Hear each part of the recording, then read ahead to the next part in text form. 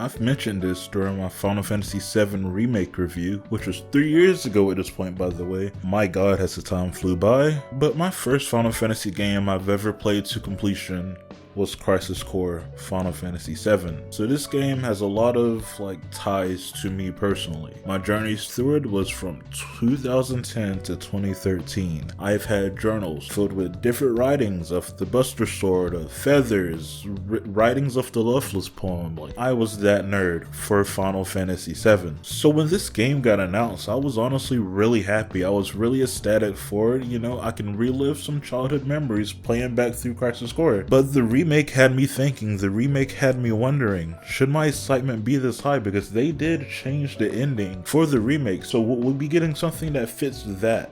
Will we be getting the timeline where Zack survived? Or will we just be getting a straight up remaster? Honestly speaking, either way would have been fine with me because we don't get enough good remasters for me to argue about this at this point, but I did want to see a route where, maybe we did go the route of the remake. I'm still happy with what we've got. Honestly speaking, I'm more than happy with what we've got. Wait, what's the Crisis Core? I thought we were reviewing Shrek.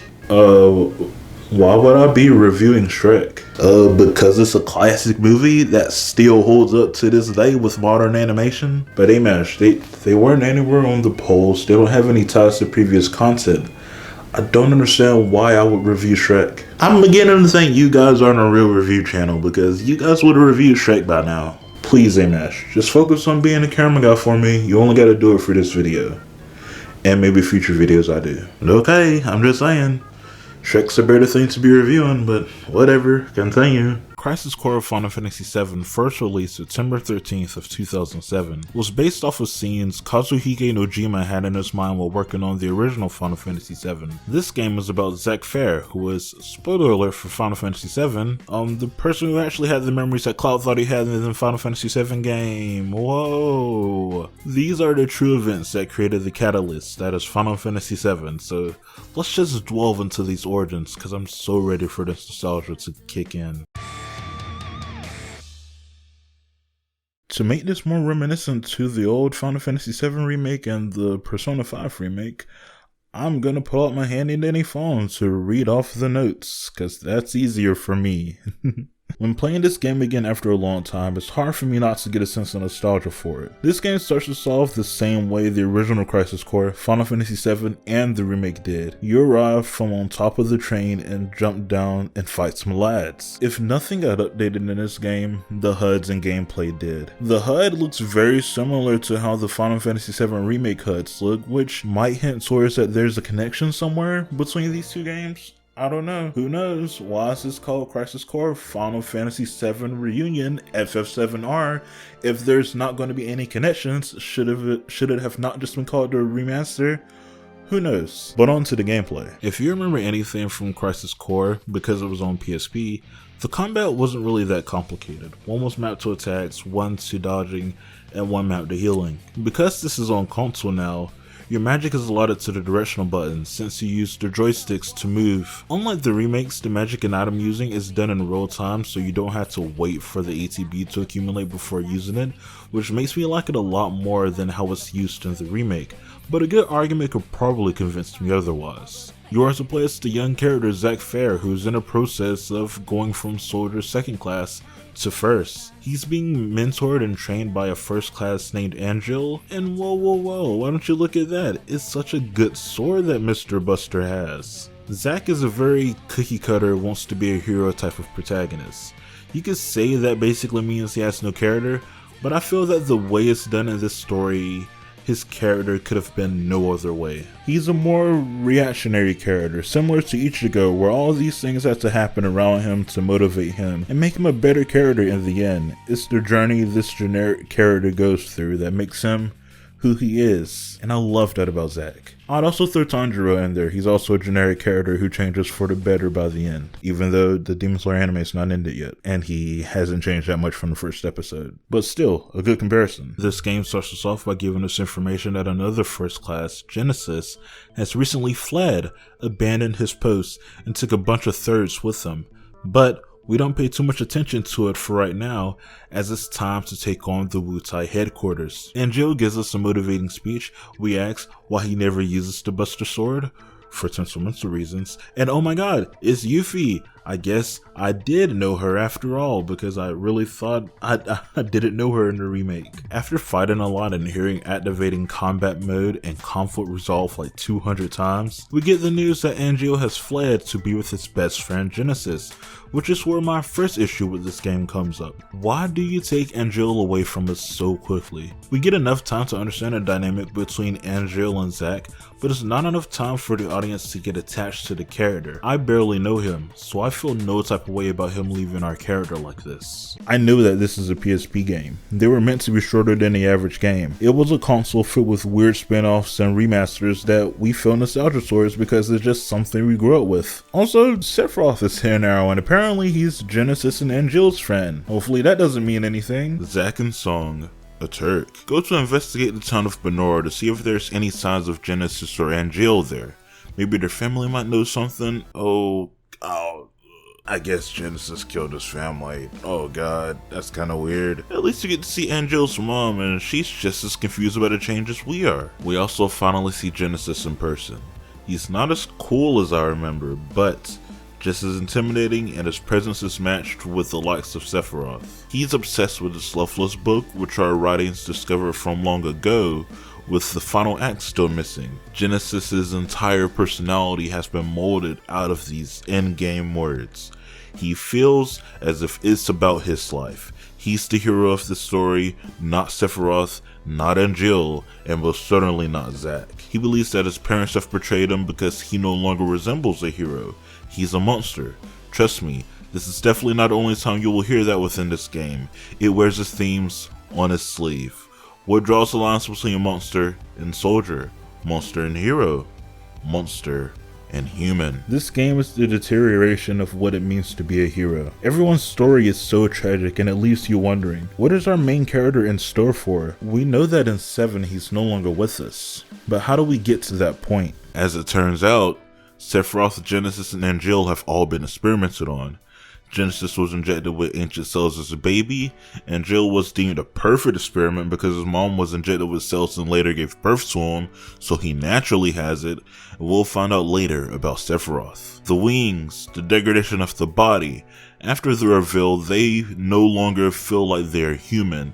They feel as if they're monsters, so instead of preaching about dreams and honor as Angel once did, he now wants world domination because he's not sure what else a monster could do. But because his feathers are white and his name is literally one letter off from being Angel, that's what Zack tells him. And at that point, Angel just feels like a manifestation of the themes Zack carries within him. Angel screams he just wants to be human again and sends us flying with one punch, and that's when... Oh fuck, we fell down to Aerith's place, that's right. We meet Aerith, not Eris, Aerith. Aerith is just as sweet and quirky as a character as always. Her and Zack hit it off instantly. I think it's fair at this point to talk about some stuff I don't like about this game. More specifically, the Aerith stuff. I think on paper the Aerith stuff works really well, but it kind of feels like side quests in between main missions. We gotta go do this trotting task where we're walking through the slums, and it's just, there was way more better stuff about this game than just walk around and click on stuff, you know what I mean? It kind of feels like when they stopped the entire story and said, hey, go do quests in the remake, and you had to go do quests. You could stop after a while, but why stop at one quest? Do all of them at that point. But I'd rather them be here than not be here because I do like the story of Zack and Aerith and them getting to know each other. Zack also gets her idea to start selling flowers, which is why she, always sells flowers when we see her. But that quickly gets derailed when he gets sent on this next mission. Before continuing the said mission, I want to take a brief moment to talk about Aerith. Overanalyzing her actions in retrospect, she always seems hesitant to get near to Zack, especially at first, but still agrees to go on a date with him and wants to see him again. Even after, if you want to chalk that up to her just not knowing Zack, every scene with her is like this. She gets a lot of information from Zack, or at least one really big one that, she's an ancient. I'm not sure if that means she can see the future or just know all timelines, but it's clear, especially when the ending arrives, that she knew what was going on and she knew what was going to happen to Zack. There's been a lot of discussion on whether or not she knew the original timeline or not in the remake, and I would argue that Crisis Core retroactively confirms that she knew what was going to happen from the beginning, but doesn't want to destroy the timeline that's already written by actively showing that she does. In Modeoheim, we meet another country boy in this part of the game, an infantryman named Cloud. Oh wow. That's such a great name. He probably won't be that important to Final Fantasy VII as a whole though, it's just a cool guy with a cool name. Two very significant bosses happen with this part, Genesis and Angel, and these fights could never be more different. Genesis has this way of being passive aggressive, and that's reflective in his fighting style. He'll play almost defensively or burst of attacks throughout time. A lot of them giving you MP curses, including his limit break, which gets rid of your AP and MP entirely. The story itself is also weird around this point. Genesis's actions throughout the game have been a mystery and continue to be so during this fight. He turns on Hollander beforehand and is now saying something about he'll find Genova cells to use them, and if not, he'll take the world down with him. Genesis is the epitome of being overdramatic, and honestly, I'm here for it. It's really enjoyable. But I thought the whole point of turning on Shinra once figuring out the truth was to survive. Doesn't he think he's the hero? So why now turn away from that, and then drag the world down as you're going out? Once we defeat him, we hear where his head's at. Such is the fate of a monster.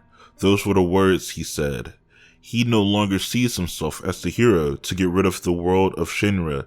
He now sees himself as a monster, here to wreak havoc and destroy. And if the world sees him as such, well, he's just gonna have to take the world down with him, and away he goes, into nothingness. Angel. It's hard for me not to feel things when it comes to this boss fight. By all means, he didn't have a character, and his alliance constantly flipped around this point. But he is Zack's teacher, he is Zack's role model, his mentor.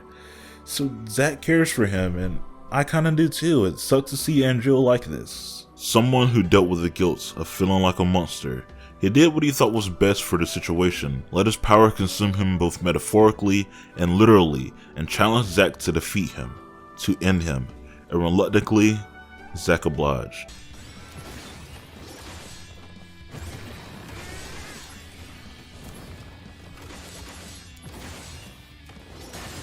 Thank goodness. Oh my god. Oh, thank goodness I did that. He could have killed me. I could never hate Angel for what he did. I can only wish we spent more time with him beforehand if his character was going to be this integral to the development of not only Zack's character, but Cloud's as well. Angel is the embodiment of a warrior's honor, to who they fight for and what they fight for. He fought for Shinra. He was soldier, but just like Genesis, what does that mean to him after finding out he was just an experiment and now is in a situation where he could die at any moment due to degradation? Another theme of this game is fighting for your beliefs, but what does that mean when your beliefs not only get tested a lot, but is it still worth fighting for those beliefs when it turns out they were a lie all along? To Angel, no. But he does expect one naive kid he trained to continue carrying on those beliefs within him, and that's Zack. The relationship between these two remind me so much of Naruto and Jiraiya. I just wish we spent more time with them together so we could see that relationship in action, rather it just be inferred that they are really close. So there's a time skip. Not a crazy time skip, maybe of like a few months. Zack's hair is longer, he has a scar now that Angel gave him, he looks pretty cool. He even, repeats the same speech that Angel did about honor, but to a whole group of new cadets. Yay! Soldiers manipulation stuff is still going on. It is also signaling to us that he has now taken on the mantle of honor, and it has now become a part of his character. We get details on our next mission, and know that we're going to be gone for a long time, so we visit Aerith one last time. It's apparently clear to Zack and the audience that something is up with Aerith. We don't know her family, we have no idea why the Turks have to keep an eye on her, but we're going to be gone for a long time, so it's best that we at least trust Song that he'll keep her safe until we return. Now, we are on our way to Nibelheim. The Nibelheim incident is the one main thing they had to get right. This is the descension of Sephiroth's character, how he went from big number 1 hero to big number 0 villain who constantly haunts Cloud's life, ready to come back and fight him at any moment. We were sent to Nibelheim to pursue Hollander, to research the Mako reactor there, but there was something in this reactor that we did not know about. There was a test tube in here with the name Genova written on it. And to go back to the theme that I mentioned with Angel and Genesis, Sephiroth has now found out a truth that he was not expecting. His reality was shattered. He knew his mother's name was Genova, but he did not expect that she was not human. Sephiroth was known as the greatest hero of all time. He thought he was human. He thought Shinra had his best interests at heart. But to find out that you were an experiment created in a lab, it makes you feel not human. It makes you feel like a monster. Maybe I should have done a what it means to be human video for this game. Ooh. Sephiroth locked himself up for weeks after realizing the truth in the mansion, studying the research, reading as much on Project S as he could. And before we could go check on him again, the entire town is on fire. Sephiroth is after his mother. He wants to free her and the world from humanity's captivity, which is where the infamous Sephiroth, I trusted you line is from. Probably only infamous to me, but it's really infamous. I'm starting to feel like these are just the type of games that I'm heavy into because nobody feels happy. It's all tragic. The entire game is tragic and trying to break Zack's spirit, but he won't let it. He refuses to change for the worse like everybody else. After the fight with Sephiroth, everybody is knocked out. Cloud somehow had the ability to hoist Sephiroth up by the sword and sling him down the reactor. When we awake afterwards, we're in test tubes. We are now being experimented on.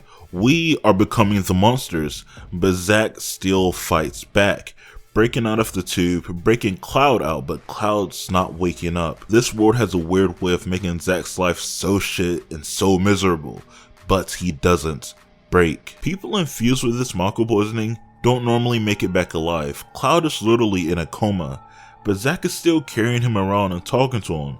If I didn't know the details of the original game, I would think he's in denial as well, refusing to believe that Cloud is dead. This part of the game I had little to no recollection of.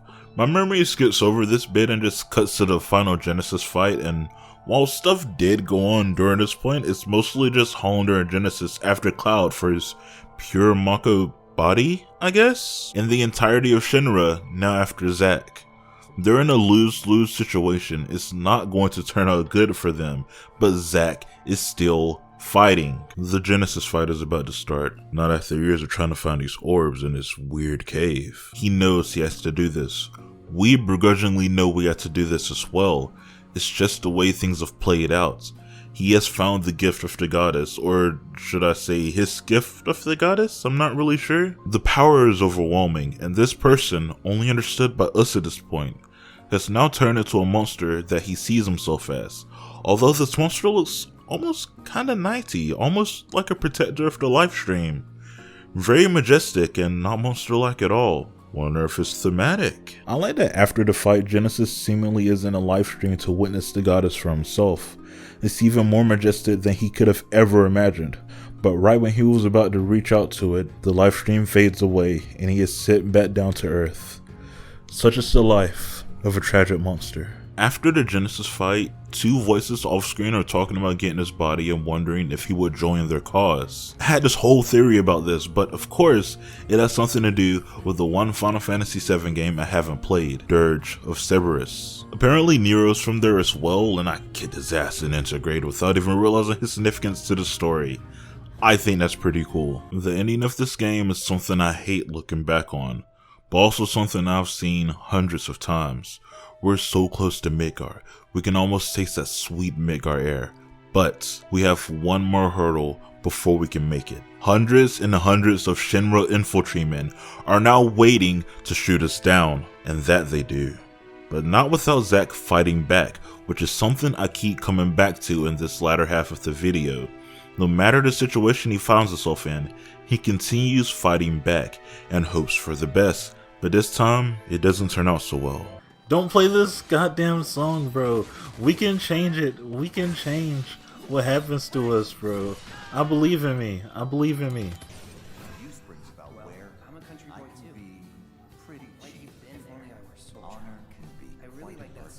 I'm really scared.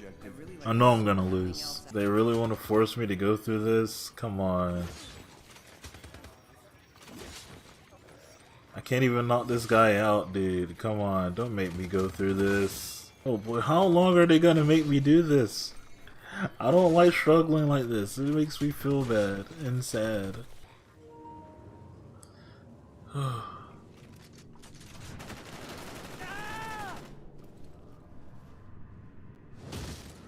Oh boy, here comes the guy to put the bullet in my head. That asshole.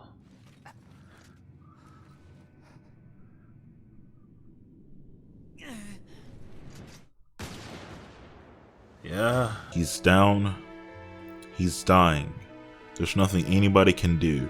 But Cloud finally wakes up in time for Zack to pass the torch to him. The torch being the Buster Sword, and now Cloud is carrying the will of Angel and Zack within him. He has both honor and pride for what he does, but because of this disturbing past, he now has this very nonchalant demeanor about him. I would really like to replay the original Final Fantasy VII game to see if he keeps said demeanor from start to finish, or if it's just something that he starts off with because of what Sephiroth did to him shortly before the events of Final Fantasy VII. This is a special game. Whether the characters hold up for me or not, it doesn't matter. The emotions tied with this game make me fall in love with it all over again, regardless. A lot of people going back to this game remember a lot of stuff about it, from the material they fused to summons they collected.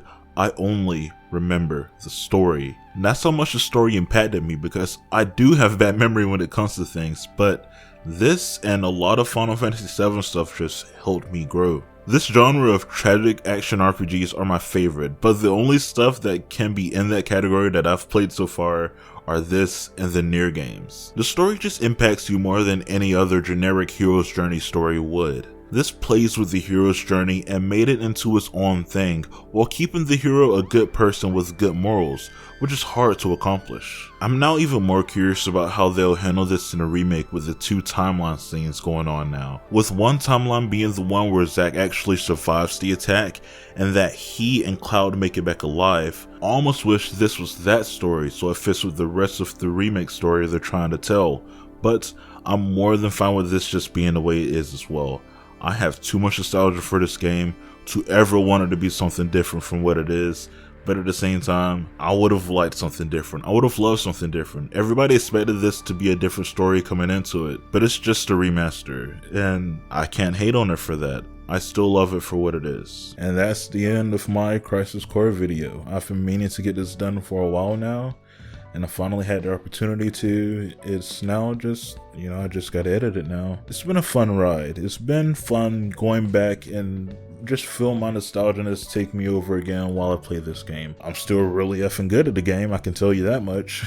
It's always nice. I don't want me and Scooter to feel like we had to come on here and be all emotional every time we do a video, but I am emotional with this video, and if this comes out before the Owl House video, or if the Owl House video came out before this, you'll see that Scooter was also emotional in there as well. So yeah, we're just two emotional lads in here. What are your opinions on Crisis Core Final Fantasy VII Reunion? I'd really like to know. Leave them down in there, and I'll get back to those as soon as I can.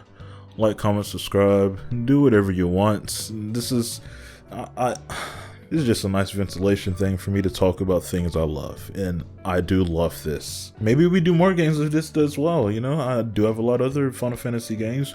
Maybe we can talk about the original. I did mention that I want to, so maybe we'll do that. But yeah, I'll see you guys around. Peace. Style ain't better than Shrek though.